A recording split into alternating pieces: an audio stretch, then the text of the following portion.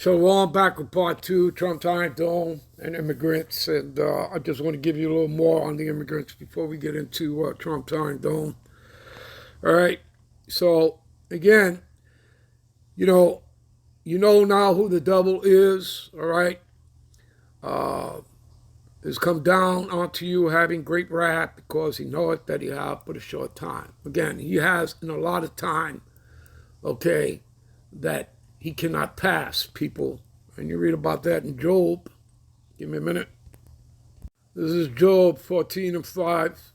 Seeing his days are determined, and the number of his months are with thee.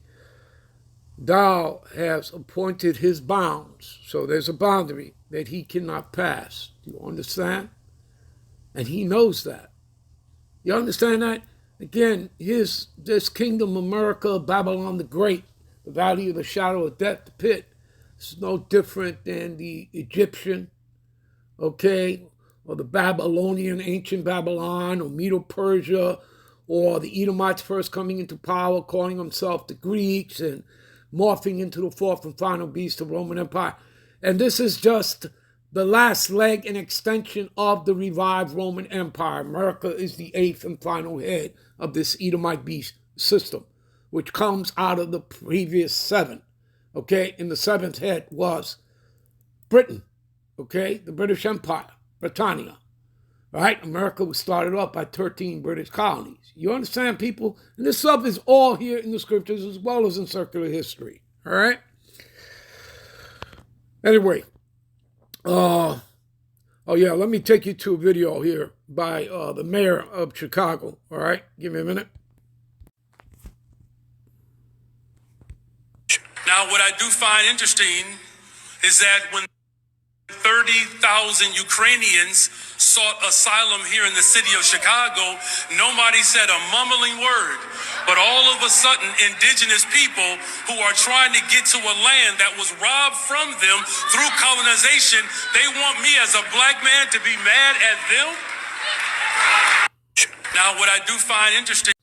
All right, so you heard the video, all right? This second Exodus 13:40-45. Those are the 10 tribes which were carried away prisoners out of their own land in the time of Hosea the king, whom Salamazar, the king of Assyria, led away captive. And those were not Edomites, just like there were no Edomites, all right, for 400 years under captivity to the Hamites, okay, the sons of Ham. You know, they were Hamites, and of course the sons of Ham that come after him.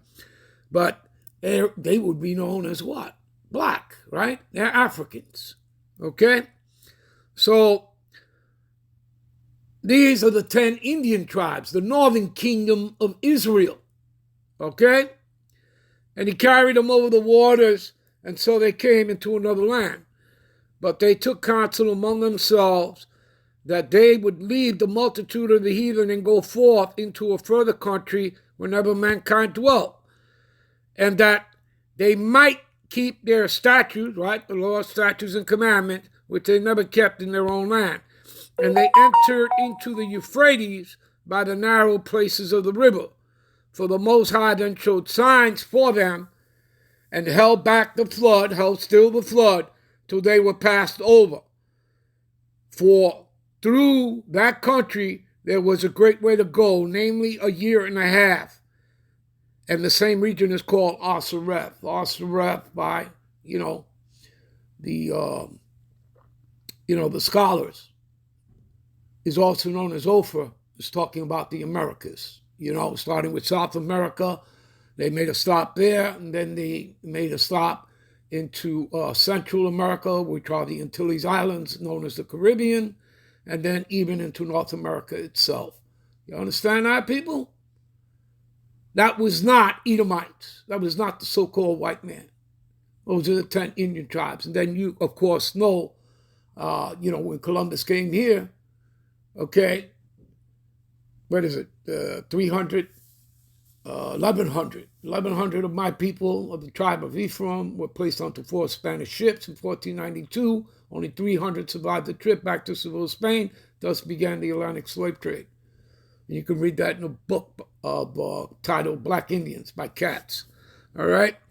Anyway, and you can, before reading this, you can read 2 Kings chapter 17. All right. So that's to show you people, okay, we were here. Okay. We're not immigrants. We're the true Americans here of this land. All right. Give me a minute. All right. Let's get into this. All right. Trump's Iron Dome. Trump ordered to create a U.S. version of Iron Dome makes no damn sense. By the way, right, that's a correct statement because obviously the Iron Dome over there for the corporate state of Israel, for those Edomite devils over there, that shit don't work. Okay? They have no defense for hypersonic missiles, which were sent by Yemen, Hezbollah, okay? Hell, Iran didn't even send those, okay? That system don't work. So it would be a waste of money, which would come out of you, the masses, the people, all right? Higher taxes, okay? If it were to happen. And again, people, it doesn't matter whether it did or don't. It's not going to alter prophecy. It's not going to change anything. That weapon system is not going to save them. Their missiles are not going to save them. Their riches, their guns, their bullets. Okay? Do you understand? All right? The downfall of America, the destruction of America, nothing's going to save that. Okay? And you know what? We'll end this here. We'll be right back and continue this in parts 3 and 4. All right? Shalom.